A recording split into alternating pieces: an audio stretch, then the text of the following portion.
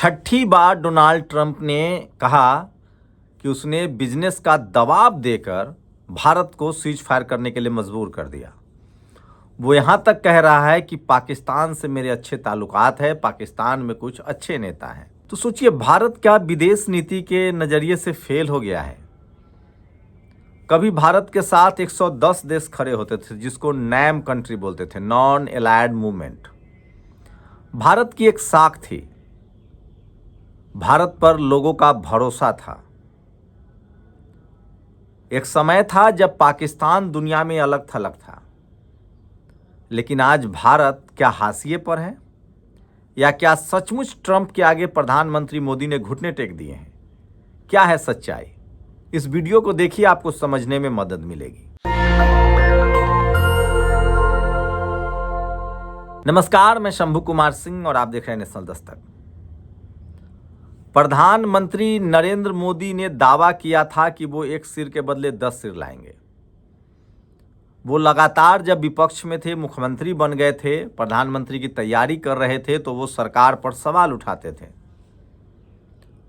लोगों को भी लगता था कि क्या मनमोहन सिंह की सरकार कमजोर है, पाकिस्तान की तरफ से लगातार आतंकी हमले होते थे। लेकिन एक तो विडंबना है कि जब भी बीजेपी सत्ता में आती है, सीमा पर तनाव बढ़ जाता है। संसद का हमला हुआ, वाजपेयी की सरकार थी, तब भी पाकिस्तान पर हमला नहीं हुआ। संसद हमले के बाद करगिल पर हमला हुआ, हमारी सेना भी शहीद हुई। हमें अपनी जमीन कब्जा करने के लिए हमारे जवानों की शहादत देनी पड़ी, और उसी समय ताबूत घोटाला भी सामने आया। सोचिए, उस समय भी पाकिस्तान पर हमला नहीं हुआ। पुलवामा हुआ नरेंद्र मोदी के समय, पहलगाम हुआ, बड़ी बड़ी बातें करते थे। ऐसा नहीं है कि कांग्रेस के समय नहीं हुई है, कांग्रेस के समय भी हुई है। कांग्रेस के समय जब मुंबई हमला हुआ, तब उस समय के गृह मंत्री को जवाबदेही देनी पड़ी थी और इस्तीफा देना पड़ा था।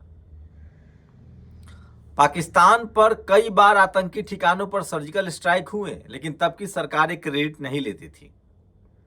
और सबसे बड़ी बात, भारत के खिलाफ कोई खड़ा नहीं था, चाइना भी हिम्मत नहीं करता था। लेकिन आज आप विदेश नीति के लिहाज से देखेंगे तो भारत अलग थलग पड़ गया है। क्या है इसकी वजह? सोचिए, प्रधानमंत्री नरेंद्र मोदी ने पिछले 10-11 सालों में 127 के करीब विदेश यात्राएं की है। 70 देशों का कहा जा रहा है कि उन्होंने भ्रमण किया है। 10 बार वो अमेरिका गए हैं। लेकिन आज भारत के साथ कोई नहीं है। लेकिन सोचिए, जब प्रधानमंत्री विदेश जाते थे तो भारत की मीडिया में कैसे खबर चलती थी। ऐसा नहीं कि इससे पहले भारत के प्रधानमंत्री अमेरिका नहीं जाते थे या विदेश दौरा नहीं होता था।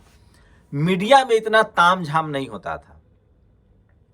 तो क्या प्रधानमंत्री नरेंद्र मोदी सब कुछ मीडिया मैनेजमेंट के लिए करते हैं? एक अरुण शौरी है, जो बीजेपी के ही नेता हुआ करते थे, उन्होंने खुद प्रेस क्लब में बताया कि प्रधानमंत्री कहते हैं कि कोई आइडिया दो, आइडिया। अभी जो ऑपरेशन सिंदूर को लेकर पोस्टर्स लग रहे हैं, पहलगाम हमले के बाद ये पोस्टर लग रहे हैं, अभी तक चारों दोषी नहीं पकड़े गए हैं। विवाद खड़ा हो गया कि जयशंकर, उन्होंने बता दिया था पाकिस्तान को, एक फेल विदेश मंत्री साबित हो रहे हैं। लेकिन सवाल है कि जब सारा काम, रेल को भी प्रधानमंत्री झंडी दिखाते हैं, रेल मंत्री नहीं। विदेश दौरे पर भी सबसे ज्यादा फोकस विदेश मंत्री पर नहीं, प्रधानमंत्री पर होता है। सवाल है कि एक प्रधानमंत्री कितना काम करते होंगे। सारे फाइनेंशियल मामले पर वो बड़ा बयान उन्हीं का आता है। तो सोचिए, आज भारत किस तरह के हालात में है। चाइना का प्रभाव बढ़ता जा रहा है, हमारे सारे पड़ोसी देशों से रिश्ते खराब हैं। श्रीलंका, नेपाल, भूटान, म्यांमार, ये हमारे पड़ोसी देश थे। मिडिल ईस्ट हमारा सबसे अच्छा दोस्त था, भक्तों की वजह से वो भी दूरियां बढ़ रही है। सोचिए, पाकिस्तान के साथ दर्जन भर देश ने हथियार सप्लाई की पाकिस्तान को, उनके साथ खड़े हो गए। तुर्की खड़ा हो गया, चाइना तो है ही, अजरबैजान जैसे देश जो कल तक मुंह नहीं खोलते थे, वो पाकिस्तान के साथ खड़े हैं। वजह यह है कि प्रधानमंत्री ने विदेश नीति को लेकर कई सारे ऐसे फैसले किए जो सूट नहीं करता है भारत को। भारत की साख थी, भारत चाहता था कि दुनिया में शांति रहे। भारत की पहचान बुद्ध से थी। भारत की पहचान एक ऐसे देश के तौर पर थी जो कभी भी न कमजोर को सताता है न मजबूत से डरता है। उसी को नैम कंट्री कहा गया था। लेकिन भारत ने इजराइल के मुद्दे पर डावाडोल स्थिति की। आज नतीजा ये है कि न मिडिल ईस्ट हमारे साथ पूरी तरह से खड़ा है और न अमेरिका। अमेरिका तो सबसे मतलबी देश रहा है। इससे पहले के युद्ध में भी अमेरिका जो है वो हमारे खिलाफ था। रूस हमारे साथ था, लेकिन आज रूस चीन के साथ है। तो पूरी दुनिया पर चीन का दबदबा है, पूरे पड़ोसी देशों पर चीन का दबदबा बढ़ता जा रहा है। अभी तालिबान हमारे साथ आया था, वो फिर से एक बार चीन के साथ खड़ा है। तो चीन बड़ी इकॉनमी हो रही है, दुनिया भर के देश उसके साथ खड़े हो रहे हैं। तो सवाल है कि हम कहां पीछे रह गए। हम पीछे रह गए कि हमने 11 साल में देश को बहुत पीछे कर दिया। खुद जो अभी फाइनेंस मिनिस्टर है निर्मला सीतारमण, उनके पति बहुत पढ़े लिखे हैं, वो भी जेएनयू से हैं।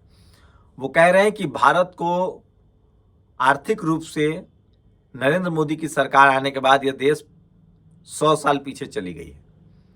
विज्ञान के तौर पे देखें तो हम 25 से 30 साल पीछे चले गए हैं।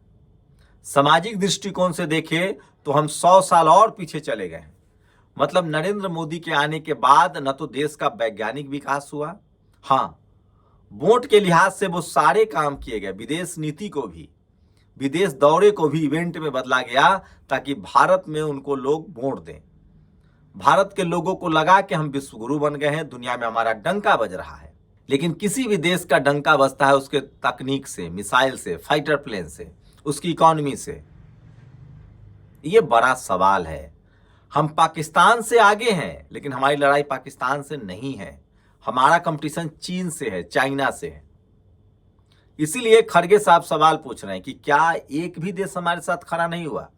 दूसरी बात, जब भी इस तरह के अटैक होते हैं तो दुनिया भर में एक सहमति ली जाती है, अपने मित्र राष्ट्रों को बताया जाता है। क्या भारत ये भी करने में चूक गया? मैं फिर कह रहा हूं, भारत की सेना ताकतवर है, उनके साहस की दुनिया मिसाल देती है। शांति सैनिक के रूप में उनकी प्रतिष्ठा है। सवाल सरकार से है, ये सेना से नहीं है। तो क्या सेना, भारत सरकार की विदेश नीति बेअसर हो गया है? क्या भारत अमेरिका की मध्यस्थता को स्वीकार कर चुका है? क्योंकि 6 बार ट्रंप बोल चुके हैं और दुनिया के दूसरे प्लेटफॉर्म पर वो मिडिल ईस्ट में बोलते हैं, मुस्लिम देशों के सामने। वो अब अफ्रीका में बोल रहे हैं। सोचिए, अलग अलग कॉन्टिनेंट में बोल रहे हैं। पहले वो मिडिल ईस्ट में थे, एशिया में, अब वो अफ्रीका में ये बात बोल रहे हैं कि हमने मध्यस्थता करवाई, हमने बिजनेस का ध्वंस दिया। तो सोचिए, भारत को अब भी सबक सीखना चाहिए, भारत के प्रधानमंत्री को, विदेश मंत्री को, शिक्षा मंत्री को। और गोबर पुतवाने से अच्छा है कि सेना का और मजबूतीकरण किया जाए, तकनीक पर काम किया जाए। राजनीति के लिए 6 महीना काफी है। ज्ञान विज्ञान पर काम किया जाए, कॉलेज यूनिवर्सिटी के दायरे को बढ़ाया जाए, बिजनेस इकोनॉमी को और बढ़ाया जाए। 21वीं सदी में अब तैयारी एआई की है, ड्रोन की है, फाइटर प्लेन की है, रोबोट की है, ऑटोमोबाइल से जंग हो रहे हैं, सर्विस सेक्टर से जंग हो रहे हैं। और हमारे प्रधानमंत्री और उनके समर्थित लोग गोबर उपला बनाना सिखा रहे हैं। सोचिए, आज क्रांति कुमार ने लिखा है, ट्रंप और एलन मस्क दुनिया में जा रहा है, दुनिया भर से मिल रहा है, लेकिन हमारे मुकेश अंबानी को 1 सेकेंड नहीं देता है ट्रंप। जाते हैं, हाथ मिलाते हैं, निकल जाते हैं। भारत के जो धन्ना सेठ है उनको भी समझना चाहिए, वो सिर्फ सरकार से टैक्स रिबेट लेते हैं, वो रिसर्च पर खर्च नहीं करते हैं, वो सिर्फ पुश्तैनी पैसे में है। दुनिया भर से सामान खरीद के भारत के लोगों को महंगा बेचेंगे, वो कोई नया टेक्नोलॉजी नहीं बना रहे हैं। सोचिए, तो ये तमाम चीजें हैं जो भारत को सोचने के लिए मजबूर करता है। और आप लोग सोचिए, अगर आप सच्चे राष्ट्रवादी हैं, देश के नागरिक हैं, तो भारत को ज्ञान विज्ञान तकनीक पर आगे जाना पड़ेगा। अब उसी के साथ दुनिया खड़ी रहेगी जो तकनीकी रूप से और आर्थिक रूप से मजबूत होगा। और इसके लिए जरूरी है कि भारत की सरकार अपने लोगों से न लड़े, भारत की सरकार सिर्फ वोट के लिए काम ना करे। नरेंद्र मोदी, विदेश मंत्री, ये सब लोग अब तो कम से कम समझिए 11 साल हो गया, एक बड़ा झटका लगा हमें विदेश नीति के तौर पे। हमारे पक्ष में कोई बात करने वाला नहीं आया, तो हमें अपने सामर्थ्य को, अपनी शक्ति को और बढ़ानी होगी। वो तो शुक्र मनाइए कि हमारी सेना विपरीत परिस्थितियों में भी शानदार काम करने के लिए मशहूर है। उनका शौर्य, उनकी साहस, उनकी प्रतिबद्धता दुनिया भर में सम्मान के लायक है। शांति सैनिक के रूप में हो या युद्ध में सैनिक के रूप में, वो हमेशा नैतिक रूप से भी सही रहे हैं, राष्ट्र के प्रति भी समर्पित रहे हैं। इसीलिए हमारी साख पर अभी भी कोई बट्टा नहीं लगा सकता है। लेकिन ये सारे फैसले सरकार को करने होते हैं कि देश अंधविश्वास की तरफ जाएगा या विज्ञान की तरफ जाएगा। देश की विदेश नीति क्या होगी? क्या हमने अपने सारे पड़ोसी मुल्कों को खो दिया है?